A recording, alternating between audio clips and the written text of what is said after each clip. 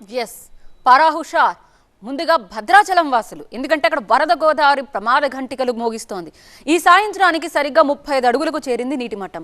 పైనుంచి వస్తున్న వరదతో నీటి మట్టం ఇంకా పెరిగే అవకాశం ఉందని అధికారులు అంచనా వేస్తున్నారు. నీటి మట్టం 43 అడుగులకు చేరితే మొదటి ప్రమాద హెచ్చరిక జారీ చేస్తారు. గోదావరిలో నీటి మట్టం 48 అడుగులకు చేరితే రెండో ప్రమాద హెచ్చరిక జారీ చేస్తారు. 53 అడుగులకు చేరితే మూడో ప్రమాద హెచ్చరిక.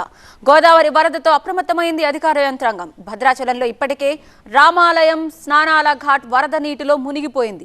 రెడ్ అలర్ట్ ప్రకటించిన అధికారులు అవసరమైతే ప్రజల్ని సురక్షిత ప్రాంతాలకు తరలించేందుకు ఏర్పాట్లు చేస్తున్నారు.